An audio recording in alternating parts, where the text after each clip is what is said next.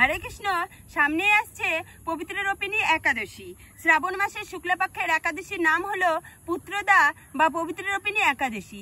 এই একাদশীর নাম শুনেই বোঝা যায় যে পুত্র সম্পর্কে কোনো মাহাত্ম্য রয়েছে। এই পুত্রদা একাদশীর মাহাত্ম্য কথা শোনা মাত্রই বাজপেয়ী যজ্ঞের ফল লাভ হয়ে যায়। এই পুত্রদা একাদশীর মাহাত্ম্য কথা। একদিন মহারাজ যুধিষ্ঠির ভগবান শ্রীকৃষ্ণকে জিজ্ঞাসা করলেন, হে প্রভু, শ্রাবণ মাসের শুক্লাপক্ষের যে একাদশী, সেই একাদশীর নাম কি, তা কৃপা করে আমার কাছে বলুন। শ্রীকৃষ্ণ বললেন, হে মহারাজ, এখন আমি সেই পবিত্র ব্রত মাহাত্ম্য বর্ণনা করছি, মনোযোগ দিয়ে তা শ্রবণ করুন। প্রাচীনকালে দাপর যুগের শুরুতে মহিজিৎ নামে এক বিখ্যাত রাজা ছিলেন। তিনি মহিষ্পতি নগরে রাজত্ব করতেন, কিন্তু দুঃখের বিষয় এই যে তার মনে বিন্দুমাত্রও সুখ শান্তি ছিল না, কেননা তিনি ছিলেন অপুত্রক। সেই রাজার কোনো পুত্র সন্তান ছিল না। পুত্রহীনের ইহলোকে বা পরলোকে কোথাও কোনো সুখ শান্তি হয় না। এই রূপ চিন্তা করতে করতে বহুদিন কেটে গেল, তবুও রাজার পুত্র মুখ দর্শনে বঞ্চিতই রয়ে গেলেন। নিজেকে অত্যন্ত দুর্ভাগা মনে করে রাজা চিন্তাগ্রস্ত হলেন। প্রজাদের সামনে গিয়ে বলতে লাগলেন, হে প্রজাবৃন্দ, তোমরা আমার কথা শোনো। আমি এই জন্মে তো কোনো রকম পাপ কাজ করিনি, উপরন্ত প্রজাদেরকে পুত্রের মতোই পালন করেছি। ধর্ম অনুযায়ী পৃথিবীও শাসন করেছি, দুষ্টদের যথানুরূপ দণ্ডও দিয়েছি, স্বজন ব্যক্তিদের যথাযোগ্য সম্মান করতেও কখনো আমি অবহেলা করিনি। তাই হে ব্রাহ্মণগণ, এই প্রকার ধর্মপথ অবলম্বন করা সত্ত্বেও আমার কেন পুত্র সন্তান লাভ হলো না, তা আপনারা কৃপা করে অনুসন্ধান করুন। প্রজাদেরকে ডেকে নিয়ে রাজা এই সমস্ত দুঃখের কথা জানাচ্ছেন। রাজারা এই প্রকার কাতরোক্তি শ্রবণে ব্যথিত রাজভক্ত পুরোহিত ব্রাহ্মণগণ রাজার মঙ্গলের জন্য গভীর বনে ত্রিকালঙ্গ মুনি ঋষির কাছে যেতে মনস্থ করলেন। বনের মধ্যে ঋষিদের আশ্রম সকল দেখতে দেখতে তারা এক মুনির সন্ধান পেলেন। তিনি দীর্ঘায়ু, নিরোগ, নিরাহারে ঘোর তপস্যায় মগ্ন ছিলেন। সর্বশাস্ত্র বিশারদ, ধর্মতজ্ঞ ও ত্রিকালজ্ঞ সেই মহামুনি লোমশ নামে পরিচিত। ব্রহ্মার এক কল্প অতিবাহিত হলে মুনিবরের একটি মাত্র গায়ের লোম অতিবাহিত হতো। এই কারণে এই মুনির নাম হলো লোমশ। তাকে দেখে সকলেই ধন্য হলেন। তারা পরস্পরে বলতে লাগলেন, আমাদের বহু জন্মের সৌভাগ্যের ফলে আমরা এই মুনিবরের সাক্ষাৎ লাভ করতে পেরেছি।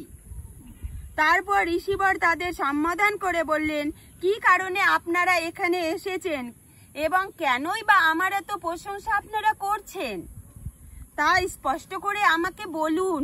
মুনিবর এই কথা প্রজাদের বলছেন, ব্রাহ্মণগণকে বলছেন। আপনাদের যাতে মঙ্গল হয় আমি নিশ্চয়ই তার চেষ্টা করব। ব্রাহ্মণেরা বললেন, হে ঋষিবর, আমরা যে উদ্দেশ্যে এখানে এসেছি আপনি তা কৃপা করে শুনুন। এ পৃথিবীতে আপনার মতো শ্রেষ্ঠ ব্যক্তি আর কোথাও নেই। মহিজিৎ নামে এক রাজা নিঃসন্তান হওয়ার কারণে অতি দুঃখে দিন যাপন করছেন। আমরা তার প্রজা, তিনি আমাদেরকে পুত্রের মতো পালন করেন, কিন্তু তিনি পুত্রহীন বলে আমরাও সবাই খুব মর্মাহত। তার দুঃখ দূর করতে আমরা এই বনে প্রবেশ করেছি। হে ব্রাহ্মণ শ্রেষ্ঠ রাজা, যাতে পুত্রের মুখ দর্শন করতে পারেন, কৃপা করে তার কোনো উপায় আমাদের কাছে বলুন। তাদের কথা শুনে মুনিবর ধনমগ্ন হলেন। কিছু সময় পরে রাজার পূর্ব জন্ম বৃত্তান্ত বলতে লাগলেন। এই রাজা পূর্বজন্মে এক দরিদ্র বৈশ্য ছিলেন।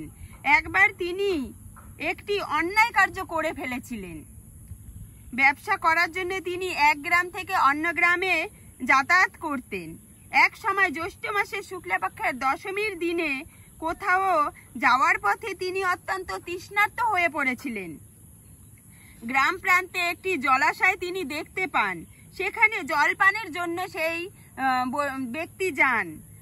একটি গাভী ও তার বাছুর সেখানে জল পান করছিল। তাদেরকে তাড়িয়ে দিয়ে তিনি নিজেই জল পান করেছিলেন। দেখুন এই গাভী এবং তার বাছুরকে, তৃষ্ণার্ত বাছুরকে জল পান করতে দেয়নি, এটার জন্যই তার কত বড় পাপ হয়ে গিয়েছিল। সে পরজন্মে তার পুত্র সন্তান হয়নি, তিনি নিঃসন্তান ছিলেন। এই পাপ কর্মের ফলে তিনি পুত্র সুখ থেকে বঞ্চিত হয়েছিলেন।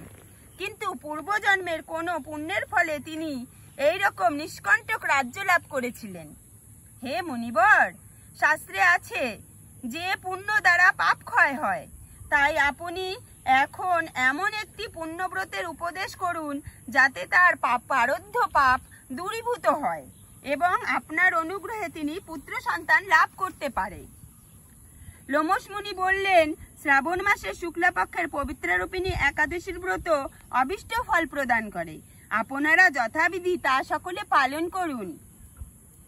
লোমশ মুনির উপদেশে শুনে আনন্দে চিত্তে গৃহে প্রত্যাবর্তন করে তারা রাজাকে সে সকল কথা জানালেন। তারপর সকলে মিলে মুনির নির্দেশ অনুসারে ব্রত পালন করলেন। তাদের সকলের পুণ্যফল রাজাকে প্রদান করলেন। সেই পুণ্য প্রভাবে রাজমহিষী গর্ভবতী হলেন। উপযুক্ত সময়ে বলিষ্ঠ, সর্বাঙ্গ সুন্দর এক পুত্র সন্তানের জন্মদান করলেন তিনি। ভবিষ্যোত্তর পুরাণে এই মাহাত্ম্য কথা বর্ণিত হয়েছে। এই ব্রত মাহাত্ম্য পাঠ বা শ্রবণে সমস্ত রকম পাপ থেকে মুক্ত হওয়া যায় এবং পুত্র সুখ ভোগ করে অবশেষে দিব্যধাম প্রাপ্ত হওয়া যায়। এবছর 2025 সালের এই পবিত্র রূপিণী একাদশীর ব্রত পালন করতে হবে 5 আগস্ট 19 শ্রাবণ মঙ্গলবার। এই ব্রতের পালন হবে পরদিন বুধবার সকাল 9:33 মধ্যে। তো সকলেই এই মহাপুণ্যদায়িনী পবিত্র রূপিণী একাদশীর ব্রত পালন করবেন। হরে কৃষ্ণ, রাধে রাধে।